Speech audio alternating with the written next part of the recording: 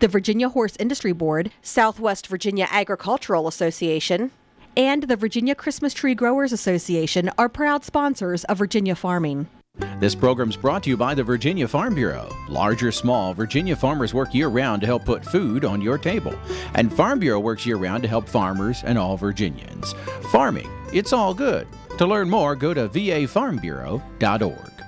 Polaris, offering its hardest working, smoothest riding off-road ATVs, led by the rugged, more powerful Sportsman 850 HO. Hunt, farm, or trail. Polaris has the Sportsman ATV you want at Polaris.com. Brought to you by Farm Family, Life, Auto, Business, Farm. Jim Gray, farmer's son, agribusiness owner, insurance agent. Another personal story on farmfamilypeople.com. Farm Family, the people you know. Hi everybody, welcome to Virginia Farming. I'm Amy Rocher.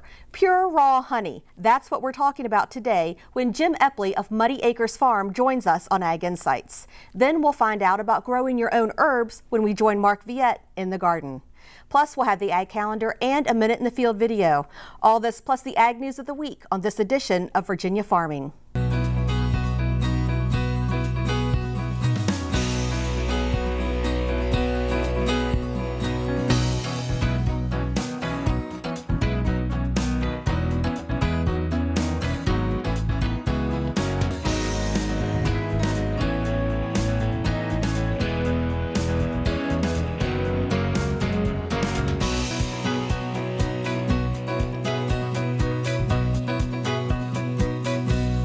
It's important for U.S. farmers to understand what is considered the new normal in global economics. That's according to Dr. David Cole, an agricultural economist from Virginia.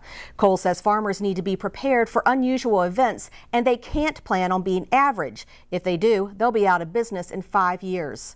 They have to see a widening gap of farm profitability.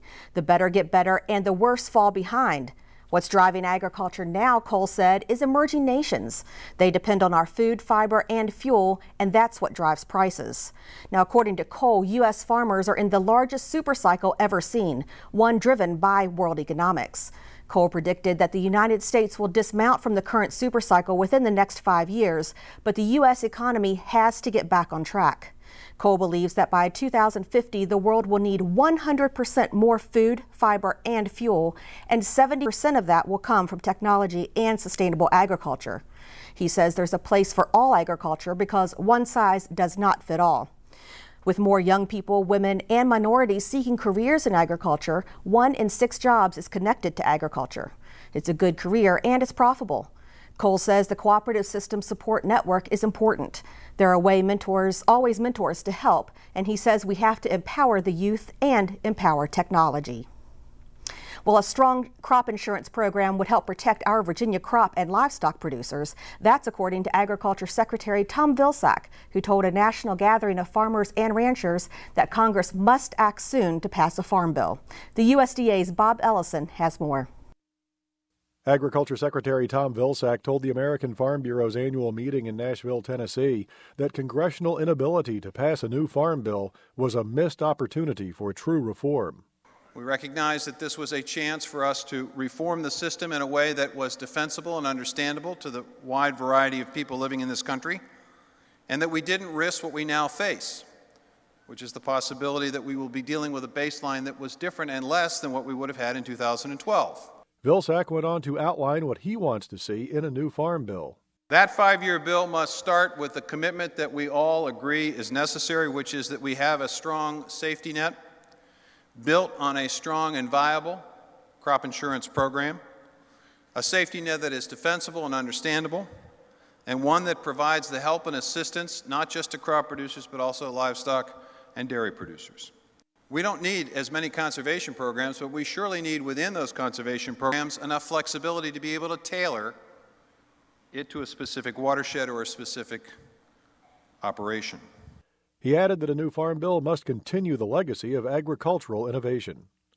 But to do it, we need a commitment to research. It means additional dollars, and it means structures and systems that will allow us to more effectively leverage those research dollars. For the U.S. Department of Agriculture, I'm Bob Ellison. Thank you, Bob. VDAX reports that Virginia's cattle and calf inventory totaled 1.61 million head on January 1st. That's up 8% from last year's inventory. Virginia's cattle inventory tied with Pennsylvania, ranking 18th in the United States for total number of cattle and calves and representing 1.8% of the total United States inventory. Now breaking down those numbers, beef cow inventory was up 3% from last year's total, while milk cow inventory showed a 2% drop from last year. Beef replacement heifers were up 29,000 from last year's total, and milk replacement heifer inventory decreased by 5,000 head from last year.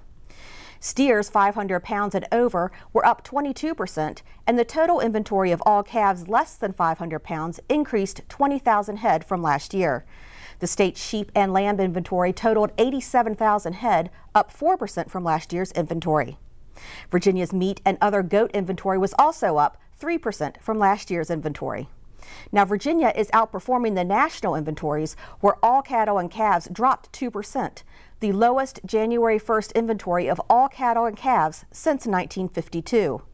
All sheep and lamb inventory in the United States was also down 1% from 2012. Well, with Virginia cattle numbers on the rise, managing reproduction is a top priority for cattlemen. In this segment, Cindy Campbell reports on how to get good results with an estrus synchronization program and why it matters. Before you ask how to, you might want to ask, should I? Estrus synchronization and artificial insemination, or AI, can help build a herd if it's ready in other ways. Whether you're talking about heifers or cows, the first question to ask yourself is what the pregnancy rate has been in my heifers or cows over a 60 to 70 day period. If it's 85% or greater, then those animals are probably good candidates for synchronization and AI.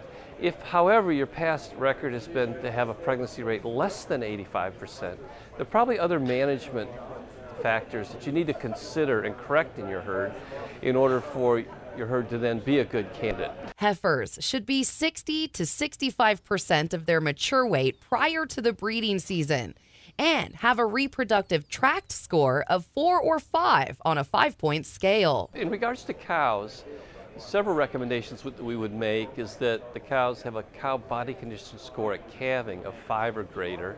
That's on a 1 to 9 scale, with 1 being emaciated, 9 being obese. And that the average of those cows be at least 40 to 45 days postpartum when you start the synchronization. That doesn't mean each cow is 40 to 45 days, but the average of the group. The last thing we'd recommend is that you not put a cedar into a cow that's less than 20 days postpartum. If these conditions are met, then synchronization has a much greater chance of success. Smith says nearly 2/3 of a group could be pregnant within the first week of the breeding season.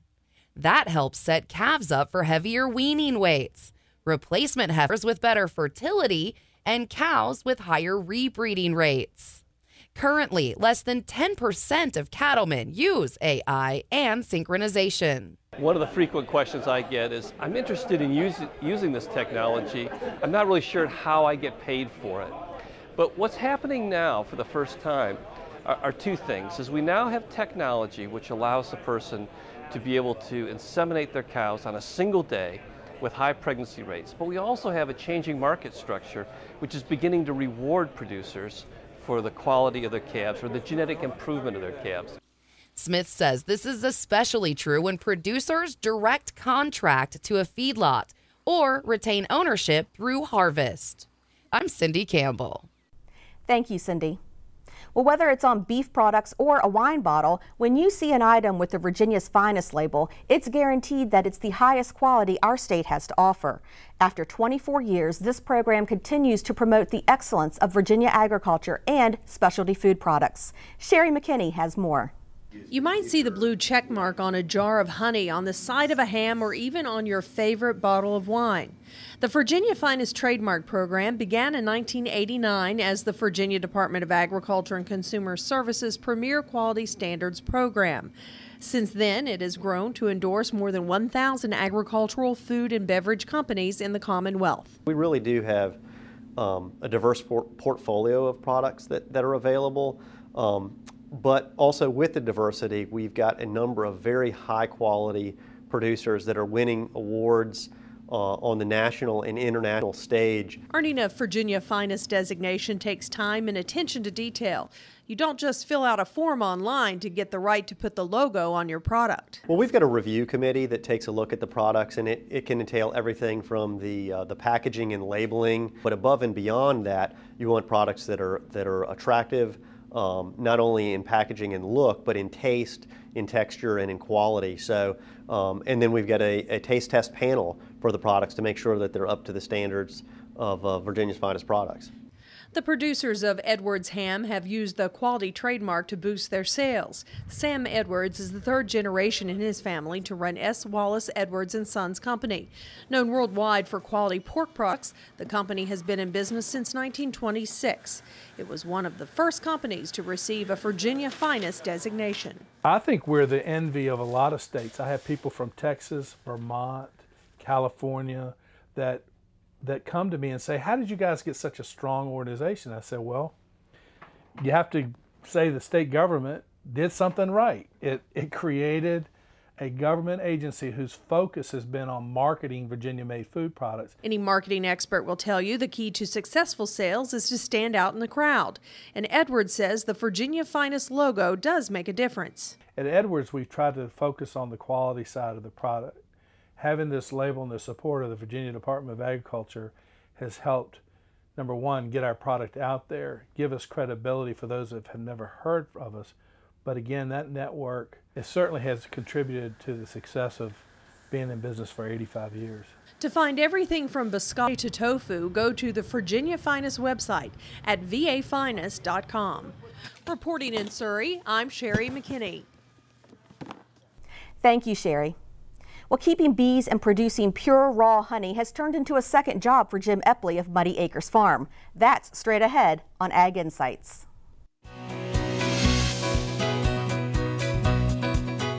Jim Epley and his wife Crystal farm honeybees and produce pure raw honey at their farm, Muddy Acres, near Broadway, Virginia. Jim, welcome to Virginia Farming. Well, thanks for having me on. I'd like to know, first of all, how you all are not Valley natives to Virginia. So tell me how you came here and how you started farming bees. Well, we moved here due to being transferred. We moved from Liberty, Kentucky, and I've had bees for about 7 years now, and just always been interested in them. And when we finally bought a farm in Liberty, and that was one of the first things we got. Bees? It was bees, yes. Okay. So now at your farm near Broadway, do you have other things or we have a couple of cows, some chickens, and ducks. Okay. So the honey sales and the bee farming is not your main source of income? No, I have a job. And it's well, I'm pretty sure that this is a job too. I was going to ask you, is this a second job or a hobby, or how do you see it? It's a hobby turning into a job. Yeah. So it keeps you put a lot busy. of time. Yes. So how big is your farm? How many bees do you keep? Well, we only have 2.5 acres. Right now I have 20 hives, and we'll be doubling that when spring comes. And I will be having them on about 4 different bee yards. Okay. Scattered about. So then with those bees, about how much honey do you produce a year? If you're lucky, you'll get 75 to 100 pounds of honey per hive. Per hive? Per hive, yes. Wow. If you're lucky. Depends on the year. Okay, so now you have to educate me on this end. Is there a particular season or a time of year that the bees make honey? Do they do it year-round? Tell me a little bit about. They usually start early in the spring when everything starts blooming, and then in the summer, July, August, they don't do much, and then in the fall when the goldenrods and the asters start blooming, they'll make a fall crop. Okay. We usually leave that on the hives for the bees for winter. Well, can you take me through the process of getting the bees and then to putting the honey in the jar? Well, to start out with bees, you can either buy packages or established hives, and as you put them in your boxes, and as they expand, you just keep adding more. And when you either run out of boxes or the honey flows over, you pull the honey off and get the bees out of them and either extract, or you can do cut comb. Okay, so you have to take the bees out of the box. I use a leaf blower. Really? Yes. A leaf blower. See, there's so many uses for those. Yep. So you take the bees out of the box Yes. before you gather the honey. Yeah, And set then the you box gather- off. Yeah, set the box off, blow the bees out of it, and then I take it home to the room we extract our honey in. Okay. Yep. And then you bottle everything there, and Yeah, you cut the caps off of it, extract it, and we usually let it set 2 or 3 days, and then we'll bottle it. well, in the picture that's behind us is some of your honey that is bottled, and it's really pretty, and you guys do a really nice job of presenting your honey too. And I want to take a look at a couple pictures that we have here. The first one I have is you catching a swarm. Tell me about that. What's going on? Well, one of my beehives swarmed up into the apple tree above it, and we just cut the branch off with the bees on it, shook them into a new hive, and I moved it to a different yard and started a brand new hive with it. And I noticed that you're not wearing any protective gear when you're doing that. Why is that? Well, with a swarm, they're usually very gentle. As long as you don't mash one, they won't sting you. And, okay. So have you learned to recognize when the bees are agitated or when they're angry? Yeah, you can hear the difference in a hive when they're starting to get aggravated and tired of you messing with them. They also put out a pheromone. Smells kind of like bananas. Okay. If you start smelling that, you know they're about to get you. And you should probably stay away. Yeah. Good idea, huh? Yep. And then we have a picture here of a JMU beehive. What's that all about? My wife did their farmers market that they did last year, and they contacted her and asked if they could sponsor a hive. We had never had anything like that, so she painted that one up, and it's in the picture. It's not quite complete yet, and I'm not really sure what I will be doing with that. But sponsor the hive, and then Yes. they want to purchase the honey basically that comes from that hive. Right. Well, that's really interesting. I've never heard of sponsoring a hive. That's We hadn't either, so it's new for us too. well, it's an interesting looking box, if nothing else. You Yeah, can it's find pretty. that one right off the bat, can't you? Yes, yes.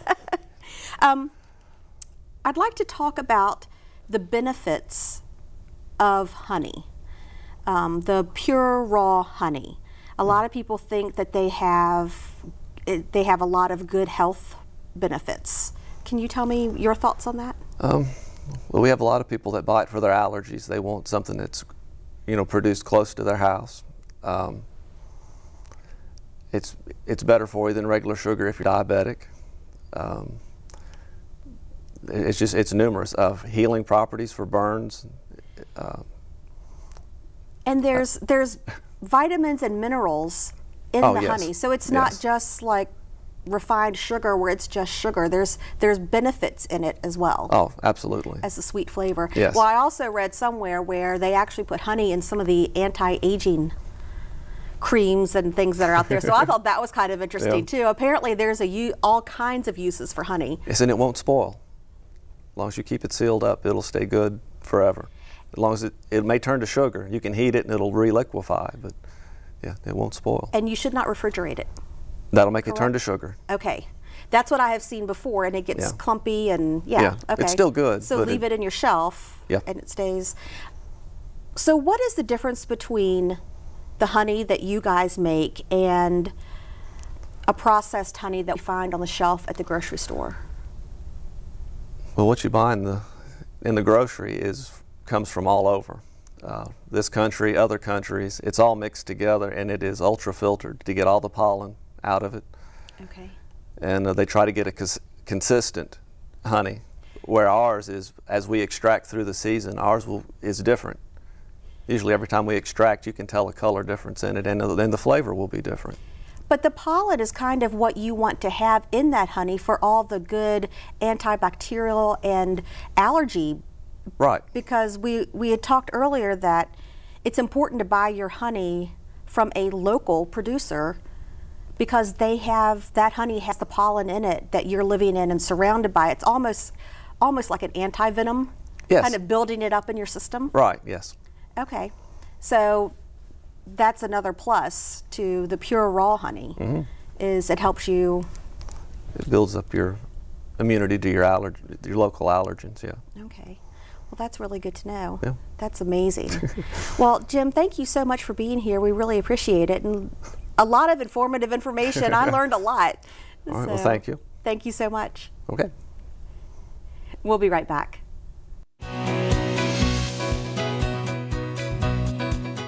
Growing your own herbs will save you money, and you don't need a garden to do it. Here's Mark Viette. You know, when you go to the food store, a lot of times you'll see packs of herbs or herbs in bundles, and a lot of times they're pretty expensive. But not only that, when you take them home and put them in the refrigerator, they may only last a week or so. One of the things that you can do right in your own backyard, you don't even need a garden, you can even live in an apartment, you can grow your own herbs. You know, there's so many herbs that you can choose from in a garden, but I like a couple that I think are pretty much the mainstays that you should really focus on. Of course, one is dill, great plant for that flavor. Rosemary is good to use, especially for fish and meats and even lamb, and there's quite a few different varieties of rosemary. I pretty much like the upright type. Then we have tarragon, which also has sort of that sweet flavor. Oregano, and you want to make sure you really try to get the true oregano that has that great flavor. Cilantro, now personally cilantro tastes like soap to me, but a lot of people love cilantro, so you can grow that in your garden. And parsley is really easy to grow, and in fact you can even have it for 2 years in your garden. There's both the curly type and then there's also the broadleaf type that looks just like celery. Basil, you know, you really can't get away from growing herbs and not growing your basil. And there's different varieties of basil. Some have spicy flavors, some have sweet flavors. There's purple leaf basil. But a lot of times I just like the regular green basil. So you can have all these plants out in your garden. I usually recommend right behind your back door, away from maybe where you use your lawn chemicals and things, because I like to grow my herbs with as few chemicals as possible. Container gardening is very simple with herbs. One of the things though you do need to remember is you need to be sure that your container has a drainage hole in the bottom of it, because what you'll find if you overwater your herbs, they tend to decline and they won't produce a lot of new growth that you can use in your cooking. And this is a container here, and just, you know, plant as many herbs as you want in one container. Here we have the prostrate rosemary, here we have thyme, basil, dill, and parsley all in one container. And the great thing about container gardening with herbs is you can bring this container indoors during the winter months and enjoy fresh herbs all winter long. When you trim your herbs, you want to try to get the fresh, new growth. It's real important that you try to bypass some of the older growth that might look yellow, or it becomes a little harder and tougher and it's really not as edible. So I just come through and tip the herbs, a little bit of rosemary, a little bit of tarragon, a little bit of thyme, a little bit of basil, oregano, just a sprig or two of each, a little bit of parsley, a little bit of fennel, and I just rinse off the foliage, and I just take this little handful of herbs and I put it in a blender, and then on top of it I pour my favorite salad dressing, which just might be oil and vinegar. Just blend it for a couple seconds, you can pour it over your salad, and there's nothing like tasting fresh herbs from the garden. I'm Mark Viette. Join me next time in the garden. Taking a look at our ag calendar, the 15th Mid-Atlantic Junior Angus Classic will be held March 8th through the 10th at the Rockingham County Fairgrounds in Harrisonburg.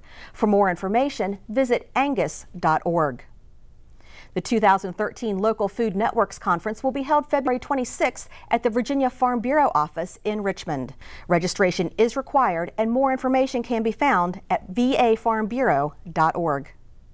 Well, that does it for our show. Have a great week, everyone. I'm Amy Rocher for Virginia Farming.